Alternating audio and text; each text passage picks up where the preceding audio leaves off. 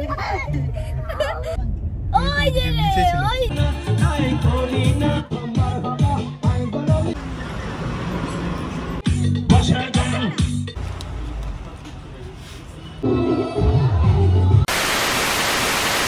প্রথমেই জানাই আমার সকল ইউটিউব ফ্যামিলিকে হ্যাপি নিউ ইয়ার। নতুন বছরের অনেক অনেক শুভেচ্ছা, অভিনন্দন এবং ভালোবাসা। আশা করি সবাই খুব ভালো থাকবে, সুস্থ থাকবে, নতুন বছরে নিজের ফ্যামিলিকে নিয়ে অনেক আনন্দে কাটবে। তো যাই হোক, গুড মর্নিং, কেমন আছো সবাই? আশা করছি সবাই খুব ভালো আছো, সুস্থ আছো। আর আমি চাই সবাই খুব খুব ভালো থাকো, সুস্থ থাকো। আমি তো ভীষণ খুশি, তোমাদের দাদা ভাই নিউ ইয়ারের আগে আগে এইরকম একটা ট্রিপ দেবে আমি কখনো কল্পনাও করতে পারিনি। সত্যি কথা বলতে আমাদের তো তেমন ভাবে কোথাও ঘুরতে যাওয়া হয়নি। তো সামনে নতুন বছর আর আমরা ঘুরতে যাচ্ছি। এটা কিন্তু নিউ ইয়ারের কয়েকদিন আগের ভিডিও, ঠিক আছে? তো এই যে দেখতে পাচ্ছ সকলে মিলে কিন্তু সকাল সকাল আমরা বেরিয়ে পড়েছি। ঘুম থেকে প্রায় ওই 6টার দিকে উঠেছি। উঠে স্নান টান করে দেখো সবাইকে রেডি করিয়েছি, আমি নিজে রেডি হয়েছি, একটু হালকা ফুলকা খেয়ে নিয়েছি। আর 8:30টার মধ্যে কিন্তু আমরা সবাই বেরিয়ে পড়েছি, কারণ আমাদের যাত্রাটা অনেকটা দূরে যেতে হবে। সেখানে যাব, ঘুরবো ফিরবো, তাই না? তো তার জন্যই কিন্তু সকাল সকাল সবাই মিলে বেরিয়ে পড়েছি। আর দেখেছো কত আনন্দ, আমার ছেলেকে দেখো কি দুষ্টুমি যে করেছে গাড়িতে, সেটা তোমরা ভাবতেও পারবে না। 1 মিনিটও কারো কোলে বসে থাকেনি, দেখতেই পাচ্ছ। এমনকি নিচের দিকটাই বসেছিল, সারাক্ষণ শুধু দুষ্টুমি করেছে সারাক্ষণ। আর সত্যি কথা বলতো দাদা ভাই আছে, দাদা ভাই দিদি ভাই মানে এই 3জনে মিলে সারাক্ষণ দুষ্টুমি করেছে। তো যাই হোক, পথ চলতে চলতে অনেকটা পথ অতিক্রম করে গিয়েছি দেখো। আর এইটা কিন্তু ফরেস্ট, ঠিক আছে? মানে শিলিগুড়ি পেরিয়ে যে দার্জিলিং এর পথটা দিয়ে যাওয়া হয়।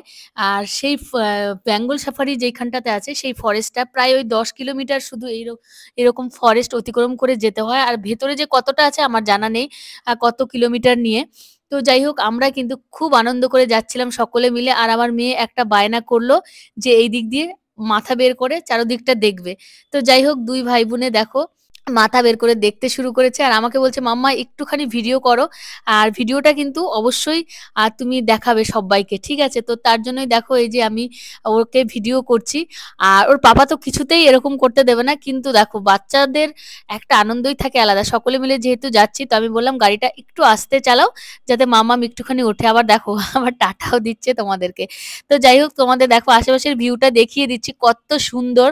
মানে পাহাড়ি এলাকায় আসলে যেন মনটা কত সুন্দর ফুরফুরে হয়ে যায়, তাই না? ঠান্ডা ঠান্ডা ওয়েদার, চারদিকে পাহাড়, দেখতে কত সুন্দর, তাই না? আর তোমাদের দাদাভাইকে আমি বারবার বলছিলাম আস্তে চালাও, আস্তে চালাও, কারণ এই ফার্স্ট টাইম তোমাদের দাদাভাই পাহাড়ি রাস্তা দিয়ে কিন্তু চালাচ্ছে। এর আগে কখনোই পাহাড়ি রাস্তায় আসা হয়নি আমাদের গাড়ি নিয়ে। তো যাই হোক, এই যে দেখো আস্তে আস্তে কিন্তু আমরা পাহাড়ের দিকে অতিক্রম করছি। যেই আমি পাহাড় দেখতে পেয়েছি যেন আমার খুশিতে আমি একদম মানে নেচে উঠেছি, এত আনন্দ হচ্ছিল। কারণ আমার পাহাড় ভীষণ পছন্দ, অনেকের সমুদ্র পছন্দ, আমার কিন্তু পাহাড় পছন্দ। আর এর আগে কিন্তু আমি আরো 3-4 বার দার্জিলিং এ গিয়েছি।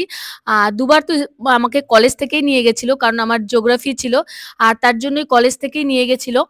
আর তারপর হচ্ছে গিয়ে আরো 2 বার আমরা ঘুরতেই গিয়েছিলাম। তো যাই হোক, এই যে দেখো, আর এইখানটাতে কিন্তু বড় মায়ের মন্দির আছে, তো সেইখানটাতেই যাব।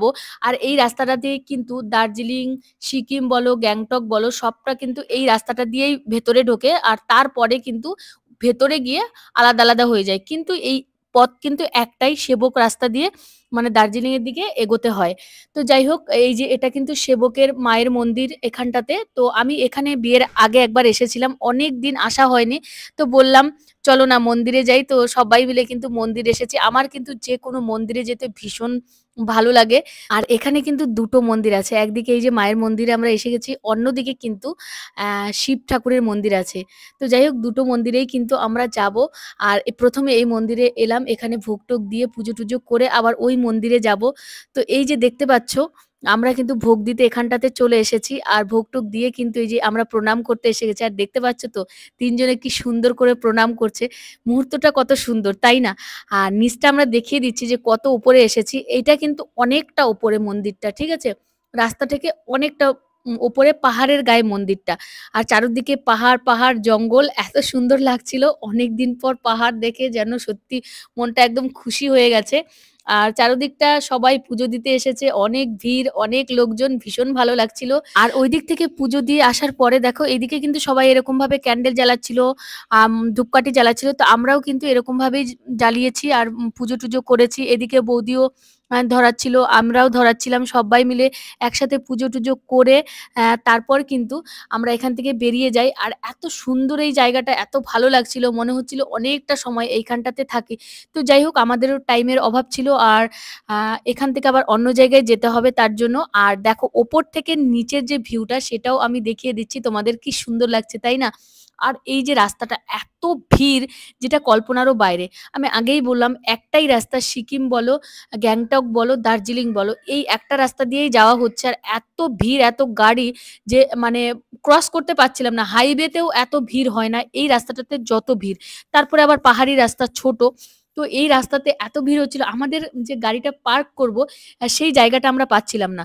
তো যাই হোক আমরা কিন্তু পুজো-টুজো দিয়ে বেরিয়ে, সামনেই দোকান ছিল, দোকানে এসে পড়েছি। আর জানো তো পাহাড়ি মোমো কত টেস্টি, তাই না? আমার তো ভীষণ ভালো লেগেছিল।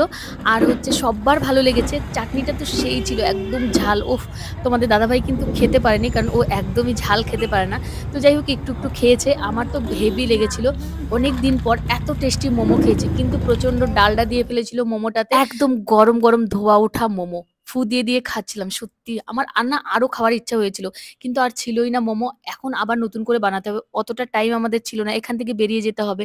তো যাই হোক দেখো আমরা কিন্তু খেয়ে-দেয়ে বেরিয়ে পড়েছি। এই যে দেখো। আর সকলে আনন্দ ফুর্তি, আরো লেস-ফেস, কুরকুরে নেওয়া হয়েছে। এই যে দেখতে পাচ্ছ আমার ছেলে তো এইগুলো নেবেই নেবে। তো যাই হোক আমরা কিন্তু বাড়িতে চলে এসেছি। আর বাড়িতে এসেই কিন্তু একটা আবার জন্মদিন ছিল। এই যে দেখো আমাদের পাশের বাড়িরই। তো তাদের বাড়ি চলে এসেছি খাওয়া-দাওয়া করার জন্য। সকলে ভীষণ নাচানাচি করছিল। আমারও খুব নাচতে ইচ্ছে করছিল। কিন্তু সারাটা দিন গাড়িতে, গাড়িতে ছিলাম। তো আর ইচ্ছে হচ্ছিল না। প্রচন্ড টায়ার্ড লাগছিল।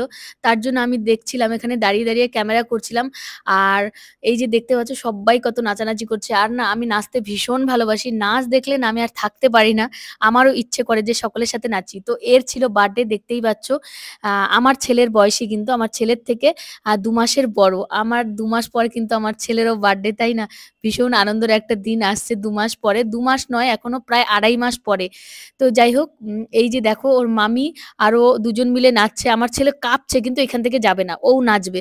তো যাই হোক তারপর কিন্তু আমরা খাওয়া-দাওয়া করে নেব। প্রায় ওই রাত প্রায় ১০:৩০ বেজে গেছে। সেইখান থেকে এসে একটুখানি রেস্ট নিয়েছি। রেস্ট নেওয়ার পরে আ হাত-মুখ ধুয়েছি। তারপর দেখো এই যে খেতে চলে এসেছি। আর দেখতে পাচ্ছ আমার সোনা পাপা কেমন নাচছে। ওর আলাদা গ্লাস লাগবে, আলাদা প্লেট লাগবে।